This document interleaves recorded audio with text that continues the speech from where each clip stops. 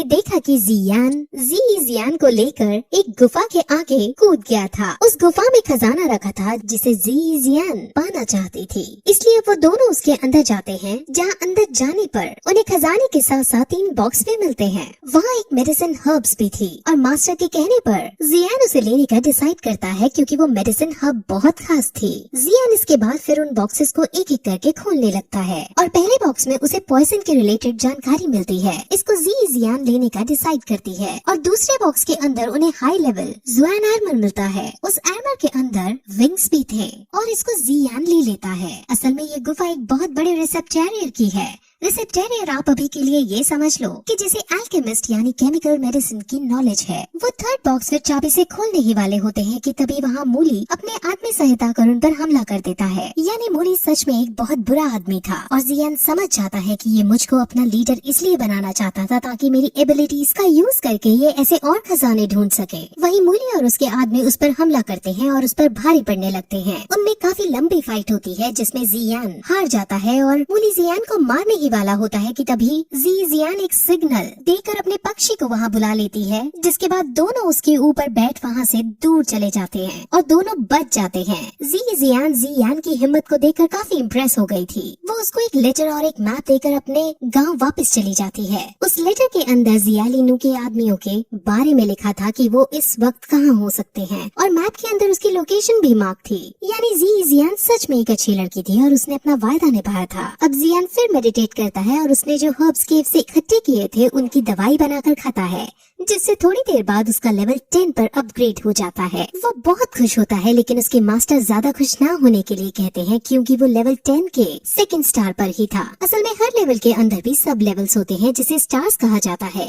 10th level को ये लोग दाउजे नाम से पुकारते हैं। असल में जो उसकी मूली से फाइट हुई थी उसके अंदर उसकी स्ट्रेंथ अपग्रेड हुई थी। अब उसका मास्टर उसे एक नई स्किल के बारे में बताता है। स्किल का नाम फेंजियो है और इसके अंदर अलग अलग फायर्स प्रोड्यूस कर सकते हैं। मेनली इसमें से व्हाइट फायर को प्रोड्यूस करके हम उसे अपने तरीके से यूज करते हैं। ये स्किल बहुत शक्तिशाली थी और अब इसको जियान सीखना शुरू कर देता है। वहीं हमें जियालिनू के साथ उसके आदमी दिखाते हैं जो मेडिसिन लेकर अब वापस अपने शहर आ रहे थे। वहीं जियान जो अपनी प्रैक्टिस कर रहा था उससे उसके पास जियालिनू के होने का पता चलता है और अब उसका मास्टर उन्हें रोकने को कहता है। जियान सीधे वहां जाकर पहले तो एक एक करके उसके आदमियों को मारता है और फिर जियालिनू से लड़ाई शुरू करता है।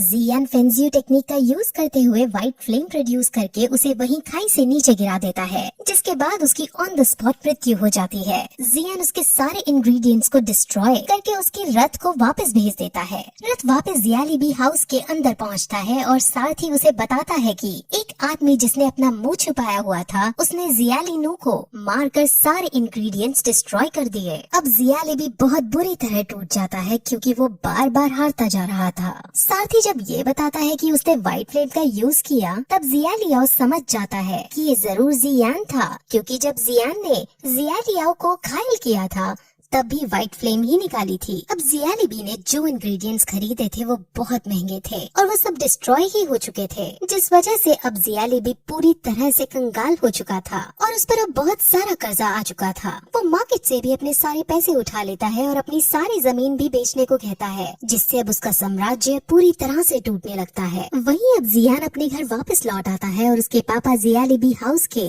कंगाल होने पर काफी खुश होते हैं। अब जियान उनसे एक बात कहता है कि अब उसे शहर के बाहर जाना होगा क्योंकि उसे जो टीचर मिला है यानी उसके मास्टर हैं, वो अब आगे की ट्रेनिंग शहर से बाहर कराएंगे। उसके पिता उसे आज्ञा दे देते हैं क्योंकि जी क्लान का फ्यूचर अब जियान पर ही टिका था और वो जियान की प्रिपरेशन में कहीं भी कमी नहीं रखना चाहते थे। वहीं अब जी जूनियर जियान के पास आती है और उसे जियान एकेडमी के बारे में बताती है। जियान एकेडमी उनकी कॉन्टिनेंट की सबसे बड़ी एकेडमी थी जिसमें वॉरियर्स नई स्किल सीखा करते थे। फिर रात को जियान फेंजियो की मदद से मेडिसिन बनाने की भी प्रैक्टिस करता है, जहां उसकी इस एबिलिटी को देखकर उसके मास्टर समझ जाते हैं कि एक अच्छा रिसेप्टेरियल भी बन सकता है। अब अगले दिन जियान और बाकी सब बच्चे जियान एकेडमी के अंदर जाते हैं और वो सब उसमें एडमिशन लेने की बात करते हैं। वहाँ एडमिशन लेने के लिए उन सबको एक क्रिस्टल पर हाथ रखकर अपनी स्ट्रेंथ का प्रदर्शन देना था। जिसकी स्ट्रेंथ हाई होती थी उसके छूने पर वो क्रिस्टल ग्लो करने लगता था। अब बारी बारी सब क्रिस्टल पर टच करते हैं और सभी का ग्लो करता है,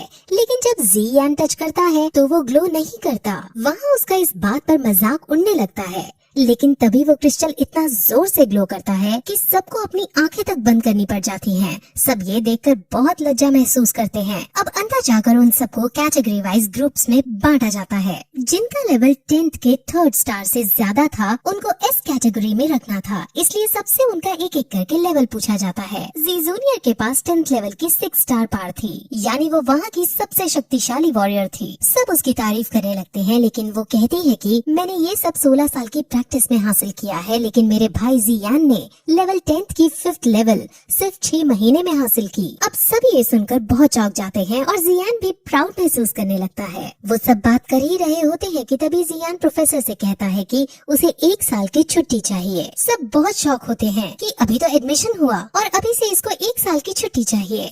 प्रोफेसर पहले तो मना करने की सोचते हैं, लेकिन फिर वो उसे कहते हैं कि मैं तुम्हारी एबिलिटीज और पावर को तुमसे फाइट करके परखूंगा। अब अगर मुझे पसंद आई तो तुम छुट्टी ले सकते हो। जियान मान जाता है और अब प्रोफेसर और जियान की फाइट शुरू होती है। उन दोनों में काफी आइकॉनिक लेवल की फाइट चलती है, जिसमें जियान अपनी एबिलिटीज का परिचय बहुत अच्छे ढंग से देता है। हालांकि वो प्रोफेसर को हरा नहीं पाता, लेकिन प्रोफेसर उसको देख बहुत खुश होती है। अब फिर फाइट खत्म होने पर वो उसे छुट्टी पर जाने की इजाजत दे देते हैं। वहीं अब वो बाकी सब बच्चों से कहती है कि हम अगले हफ्ते नैनयान एकेडमी के बेस पर जाकर वहाँ प्रैक्टिस करेंगे। नैनयान एकेडमी शहर के बाहर मौजूद थी, लेकिन जियान अब अपना दिमाग चलाता है और वो प्रोफेसर को अपने शहर में अपना स्कूल चलाने को कहता है। वो कहता है कि आप हमारे शहर में जी क्लैन के पास स्कूल खोलो। प्रोफेसर जियान और जी जूनियर जैसे वॉरियर्स को देखकर काफी इम्प्रेस थी और वो अब उनके परिवार को भी देखना चाहती थी, इसलिए वो मान जाती हैं और अब वो जी क्लैन के पास जाकर जियानान एकेडमी को शुरू करने का डिसाइड करती हैं। असल में जियानान एकेडमी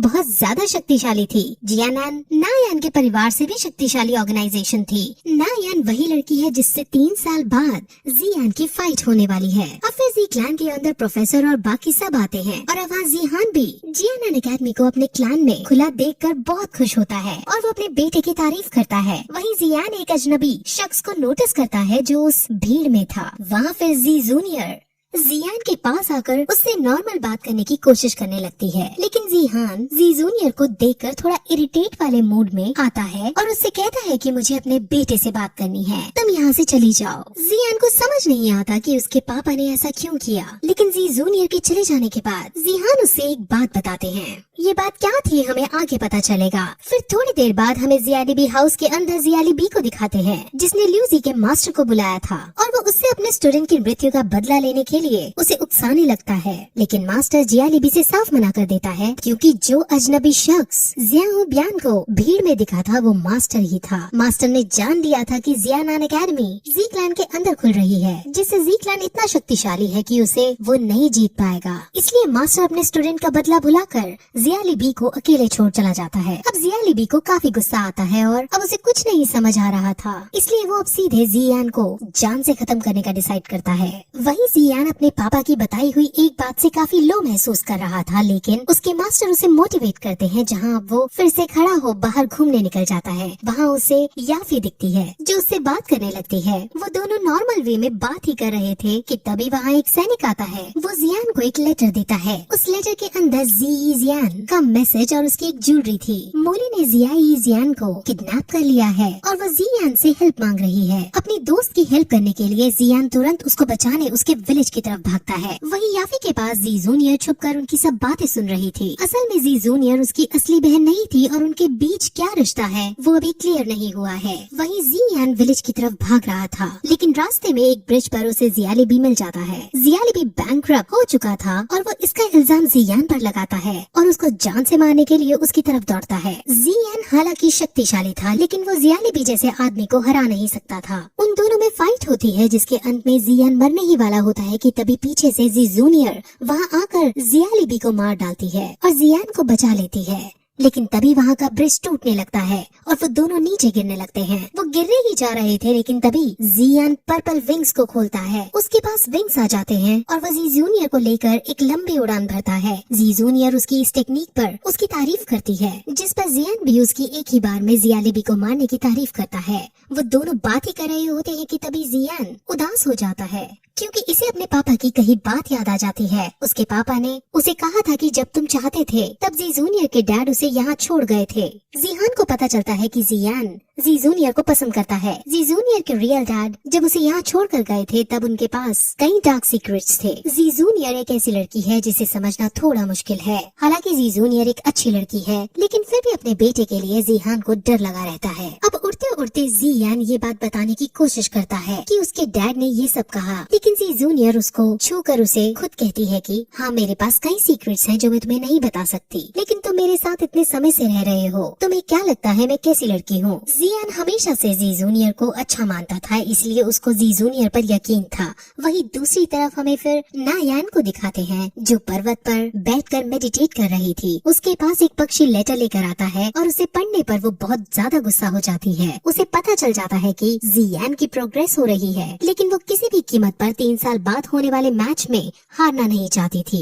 इसलिए अब वो अपने आदमी से एक रिसेप्टेरियर से अच्छी कल्टिवेटेड पिल लाने को कहती है, ताकि उसके खुद के लेवल जल्दी जल्दी बढ़ सके और वो भी तैयारी कर सके आने वाले मुकाबले की। वहीं अब दूसरी तरफ मूली ने जियान को किडनैप कर रखा था और उसी का प्लान था जियान को यहाँ बुलाने का, क्योंकि असल में थर्ड बॉक्स की चाबी जियान के पास रह गई थी और मूली को वो बॉक्स चाहिए था, इसलिए जियान के लिए उसने ये सारा ट्रैप रचा था। वहीं जियान अब जी जूनियर को लैंड करवाकर जियान के पास जाने लगता है। जी जूनियर पूछती है कि वो तुम्हारी फ्रेंड है या गर्लफ्रेंड, जिस पर जियान उसे सिर्फ अपनी फ्रेंड बताता है और वहाँ से चला जाता है और उसके जाने के साथ ही पहला सीजन खत्म हो जाता है।